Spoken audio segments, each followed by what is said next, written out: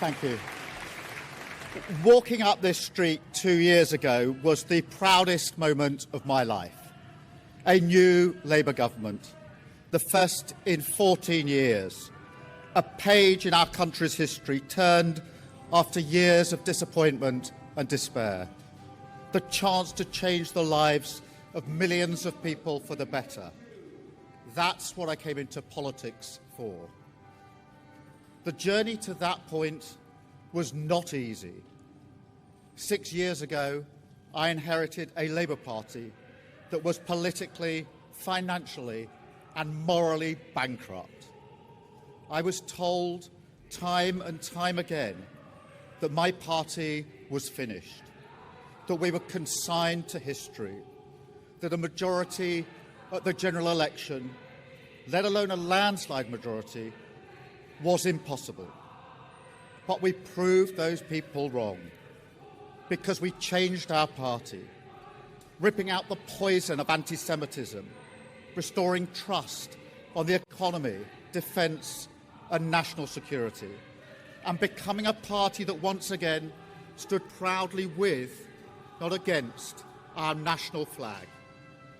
The hard work of change was with a singular purpose, not power for power's sake, but to change Britain for the better, to build a fairer country with dignity and respect, where everyone is seen, everyone is valued, wealth and opportunity for all, not just the privileged few. And look at what we've achieved in just 2 years. An economy that is stronger, growing faster than our peers, wages rising faster than inflation in every single month since we came to power, investment secured, infrastructure being built, an end to austerity with the fastest fall in NHS waiting lists for 17 years, the biggest improvement in rights for workers and renters in a generation, the biggest uplift in defence spending since the Cold War, small boat crossings falling, asylum hotels closing, protecting young people from social media, and 500,000 children being lifted out of poverty because of the choices that I made.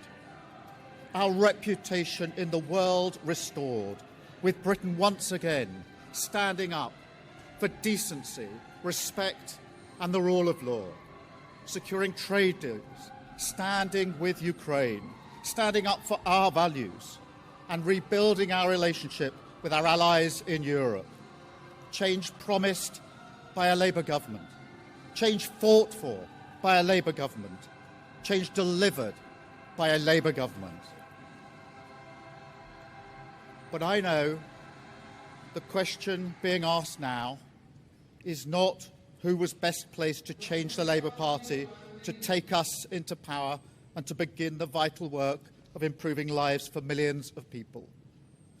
Those questions have been answered. The question my party is asking now is whether I am best placed to lead us into the next general election. I have heard the answer of my parliamentary party to that question, and I accept that answer with good grace. Every decision I've taken has been about putting the country I love first.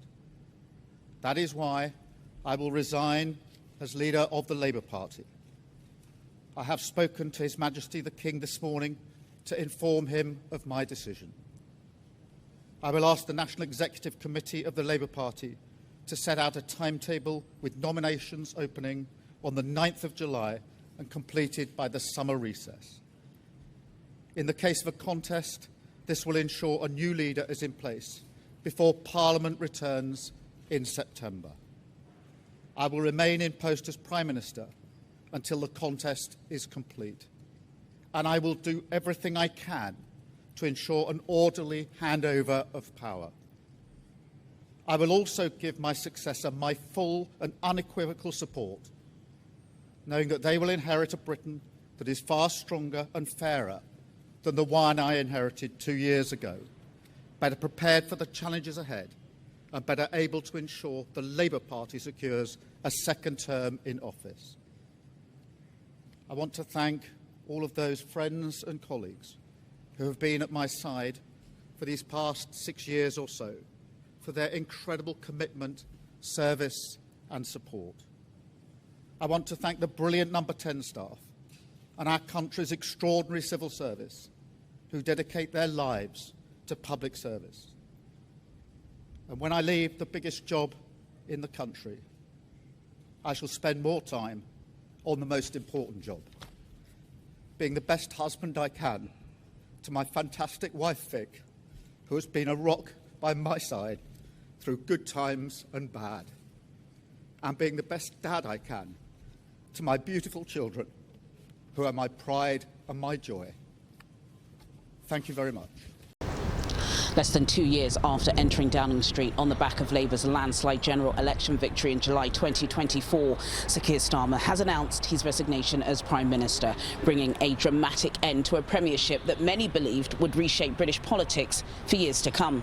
Standing outside Number 10 this morning, an emotional Starmer confirmed he would step down as both Labour leader and Prime Minister after concluding that he no longer had the confidence of enough Labour MPs to lead the party into the next general election. However, this is not an immediate exit from office. Under the timetable outlined today, Labour is expected to begin the formal process of selecting a new leader before the 9th of July. Starmer will remain in Downing Street in a caretaker capacity throughout the summer, with a successor expected to be chosen around the end of Parliament's summer recess and in place by the beginning of September. The significance of today's announcement was felt almost immediately in the financial market. Sterling weakened against both the dollar and the euro, while UK government borrowing costs edged higher as investors assess the implications of yet another change at the top of British politics.